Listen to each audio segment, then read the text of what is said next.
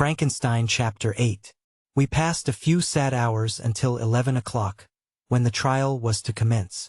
My father and the rest of the family being obliged to attend as witnesses, I accompanied them to the court. During the whole of this wretched mockery of justice I suffered living torture. It was to be decided whether the result of my curiosity and lawless devices would cause the death of two of my fellow beings. One a smiling babe full of innocence and joy, the other far more dreadfully murdered, with every aggravation of infamy that could make the murder memorable in horror. Justine also was a girl of merit and possessed qualities which promised to render her life happy. Now all was to be obliterated in an ignominious grave, and I the cause. 1,000 times rather would I have confessed myself guilty of the crime ascribed to Justine, but I was absent when it was committed, and such a declaration would have been considered as the ravings of a madman and would not have exculpated her who suffered through me. The appearance of Justine was calm. She was dressed in mourning, and her countenance, always engaging, was rendered, by the solemnity of her feelings, exquisitely beautiful. Yet she appeared confident in innocence and did not tremble, although gazed on and execrated by thousands. For all the kindness which her beauty might otherwise have excited was obliterated in the minds of the spectators by the imagination of the enormity she was supposed to have committed. She was tranquil, yet her tranquillity was evidently constrained, and as her confusion had before been adduced as a proof of her guilt, she worked up her mind to an appearance of courage. When she entered the court she threw her eyes round it and quickly discovered where we were seated. A tear seemed to dim her eye when she saw us, but she quickly recovered herself, and a look of sorrowful affection seemed to attest her utter guiltlessness. The trial began, and after the advocate against her had stated the charge, several witnesses were called. Several strange facts combined against her, which might have staggered anyone who had not such proof of her innocence as I had. She had been out the whole of the night on which the murder had been committed and towards morning, had been perceived by a market woman not far from the spot where the body of the murdered child had been afterwards found. The woman asked her what she did there, but she looked very strangely and only returned a confused and unintelligible answer. She returned to the house about 8 o'clock, and when one inquired where she had passed the night, she replied that she had been looking for the child and demanded earnestly if anything had been heard concerning him. When shown the body, she fell into violent hysterics and kept her bed for several days. The picture was then produced which the servant had found in her pocket, and when Elizabeth, in a faltering voice, proved that it was the same which, an hour before the child had been missed, she had placed round his neck, a murmur of horror and indignation filled the court. Justine was called on for her defense. As the trial had proceeded, her countenance had altered. Surprise, horror, and misery were strongly expressed. Sometimes she struggled with her tears, but when she was desired to plead, she collected her powers and spoke in an audible although variable voice. "God knows," she said, "how entirely I am innocent, but I do not pretend that my protestations should acquit me. I rest my innocence on a plain and simple explanation of the facts which have been adduced against me, and I hope the character I have always borne will incline my judges to a favorable interpretation where any circumstance appears doubtful or suspicious." She then related that, by the permission of Elizabeth, she had passed the evening of the night on which the murder had been committed at the house of an aunt at Chain, a village situated at about a league from Geneva. On her return, at about 9 o'clock, she met a man who asked her if she had seen anything of the child who was lost. She was alarmed by this account and passed several hours in looking for him, when the gates of Geneva were shut, and she was forced to remain several hours of the night in a barn belonging to a cottage, being unwilling to call up the inhabitants, to whom she was well known. Most of the night she spent here watching. Towards morning she believed that she slept for a few minutes. Some steps disturbed her and she awoke. It was dawn, and she quitted her asylum, that she might again endeavor to find my brother. If she had gone near the spot where his body lay, it was without her knowledge. That she had been bewildered when questioned by the market woman was not surprising, since she had passed a sleepless night and the fate of poor William was yet uncertain. Concerning the picture she could give no account. "I know," continued the unhappy victim, "how heavily and fatally this one circumstance weighs against me, but I have no power of explaining it, and when I have expressed my utter ignorance, I am only left to conjecture concerning the probabilities by which it might have been placed in my pocket. But here also I am checked. I believe that I have no enemy on earth, and none surely would have been so wicked as to destroy me wantonly. Did the murderer place it there? I know of no opportunity afforded him for so doing. Or, if I had, why should he have stolen the jewel, to part with it again so soon? I commit my cause to the justice of my judges. Yet I see no room for hope. I beg permission to have a few witnesses examined concerning my character, and if their testimony shall not overweigh my supposed guilt, I must be condemned, although I would pledge my salvation on my innocence. Several witnesses were called who had known her for many years, and they spoke well of her.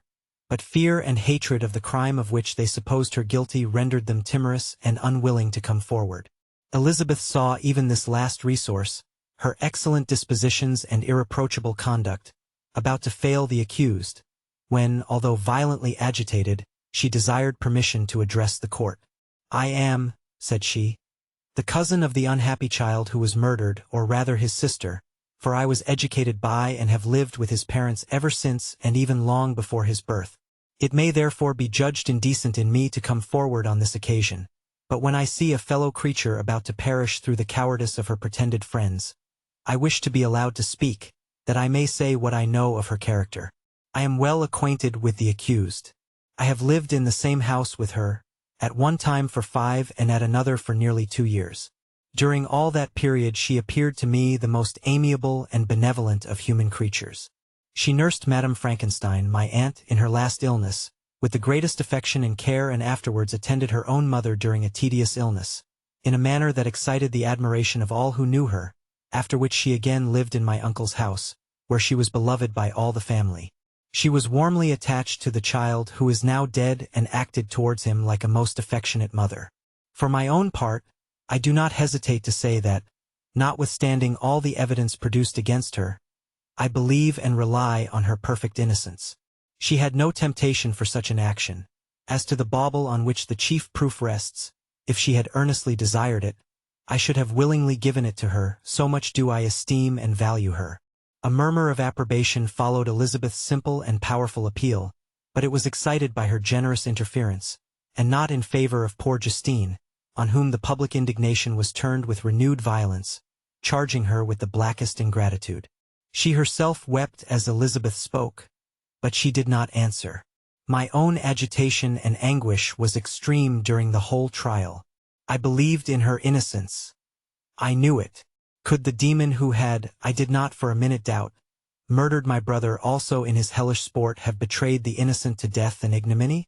I could not sustain the horror of my situation, and when I perceived that the popular voice and the countenances of the judges had already condemned my unhappy victim, I rushed out of the court in agony. The tortures of the accused did not equal mine. She was sustained by innocence, but the fangs of remorse tore my bosom and would not forego their hold. I passed a night of unmingled wretchedness. In the morning I went to the court. My lips and throat were parched. I dared not ask the fatal question, but I was known, and the officer guessed the cause of my visit. The ballots had been thrown. They were all black, and Justine was condemned. I cannot pretend to describe what I then felt. I had before experienced sensations of horror, and I have endeavored to bestow upon them adequate expressions. But words cannot convey an idea of the heart-sickening despair that I then endured. The person to whom I addressed myself added that Justine had already confessed her guilt. That evidence, he observed, was hardly required in so glaring a case, but I am glad of it, and indeed none of our judges like to condemn a criminal upon circumstantial evidence, be it ever so decisive. This was strange and unexpected intelligence. What could it mean? Had my eyes deceived me? And was I really as mad as the whole world would believe me to be if I disclosed the object of my suspicions? I hastened to return home, and Elizabeth eagerly demanded the result. "My cousin," replied I, "it is decided as you may have expected. All judges had rather that 10 innocent should suffer than that 1 guilty should escape.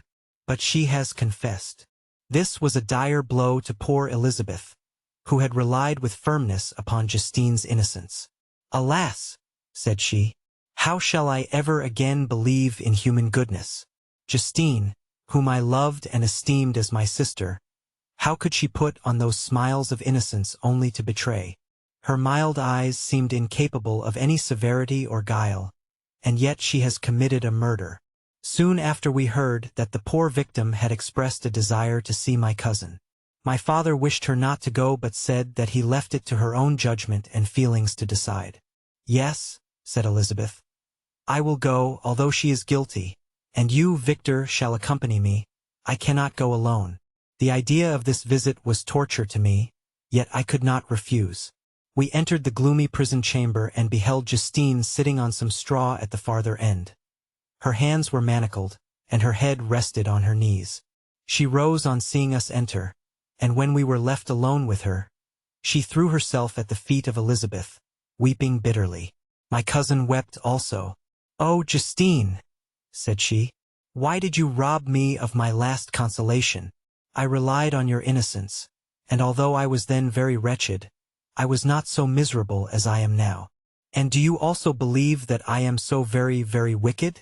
Do you also join with my enemies to crush me, to condemn me as a murderer?" Her voice was suffocated with sobs. "Rise, my poor girl," said Elizabeth. "Why do you kneel if you are innocent? I am not one of your enemies. I believed you guiltless, notwithstanding every evidence, until I heard that you had yourself declared your guilt. That report, you say, is false. And be assured, dear Justine, that nothing can shake my confidence in you for a moment, but your own confession. I did confess, but I confessed a lie. I confessed that I might obtain absolution. But now that falsehood lies heavier at my heart than all my other sins. The God of heaven forgive me. Ever since I was condemned, my confessor has besieged me. He threatened and menaced, until I almost began to think that I was the monster that he said I was. He threatened excommunication and hell-fire in my last moments if I continued obdurate. Dear lady, I had none to support me. All looked on me as a wretch doomed to ignominy and perdition. What could I do? In an evil hour I subscribed to a lie, and now only am I truly miserable. She paused, weeping, and then continued. I thought with horror, my sweet lady, that you should believe your Justine, whom your blessed aunt had so highly honored, and whom you loved, was a creature capable of a crime which none but the devil himself could have perpetrated. Dear William, dearest, blessed child, I soon shall see you again in heaven, where we shall all be happy, and that consoles me, going as I am to suffer ignominy and death. Oh, Justine, forgive me for having for one moment distrusted you. Why did you confess? But do not mourn, dear girl. Do not fear. I will proclaim, I will prove your innocence. I will melt the stony hearts of your enemies by my tears and prayers. You shall not die. You, my playfellow, my companion, my sister, perish on the scaffold. No, no. I never could survive so horrible a misfortune. Justine shook her head mournfully. I do not fear to die, she said. That pang is past. God raises my weakness and gives me courage to endure the worst. I leave a sad and bitter world. And if you remember me and think of me as of one unjustly condemned, I am resigned to the fate awaiting me. Learn from me, dear lady, to submit in patience to the will of heaven. During this conversation I had retired to a corner of the prison room, where I could conceal the horrid anguish that possessed me. Despair. Who dared talk of that? The poor victim, who on the morrow was to pass the awful boundary between life and death, felt not, as I did, such deep and bitter agony. I gnashed my teeth and ground them together, uttering a groan that came from my inmost soul. Justine started.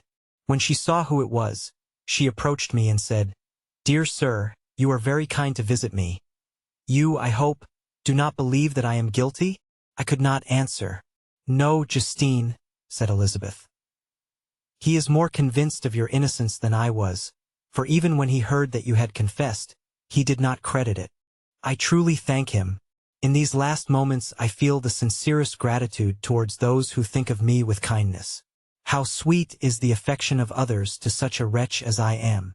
It removes more than half my misfortune, and I feel as if I could die in peace now that my innocence is acknowledged by you, dear lady, and your cousin. Thus the poor sufferer tried to comfort others and herself. She indeed gained the resignation she desired.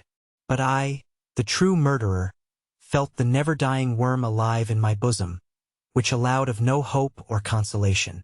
Elizabeth also wept and was unhappy, but hers also was the misery of innocence, which, like a cloud that passes over the fair moon, for a while hides but cannot tarnish its brightness. Anguish and despair had penetrated into the core of my heart. I bore a hell within me which nothing could extinguish. We stayed several hours with Justine, and it was with great difficulty that Elizabeth could tear herself away. "I wish," cried she, "that I were to die with you. I cannot live in this world of misery." Justine assumed an air of cheerfulness, while she with difficulty repressed her bitter tears. She embraced Elizabeth and said in a voice of half-suppressed emotion, "Farewell, sweet lady, dearest Elizabeth, my beloved and only friend. May heaven, in its bounty, bless and preserve you. May this be the last misfortune that you will ever suffer. Live, and be happy, and make others so." And on the morrow Justine died. Elizabeth's heart-rending eloquence failed to move the judges from their settled conviction in the criminality of the saintly sufferer. My passionate and indignant appeals were lost upon them, and when I received their cold answers and heard the harsh, unfeeling reasoning of these men, my purposed avowal died away on my lips. Thus I might proclaim myself a madman, but not revoke the sentence passed upon my wretched victim. She perished on the scaffold as a murderess. From the tortures of my own heart, I turned to contemplate the deep and voiceless grief of my Elizabeth. This also was my doing, and my father's woe, and the desolation of that late so smiling home, all was the work of my thrice accursed hands. Ye weep, unhappy ones, but these are not your last tears. Again shall you raise the funeral wail, and the sound of your lamentations shall again and again be heard. Frankenstein, your son, your kinsman, your early, much-loved friend. He who would spend each vital drop of blood for your sakes, who has no thought nor sense of joy except as it is mirrored also in your dear countenances, who would fill the air with blessings and spend his life in serving you. He bids you weep to shed countless tears, happy beyond his hopes, if thus inexorable fate be satisfied, and if the destruction pause before the peace of the grave have succeeded to your sad torments. Thus spoke my prophetic soul, as, torn by remorse, horror, and despair, I beheld those I loved spend vain sorrow upon the graves of William and Justine, the first hapless victims to my unhallowed arts.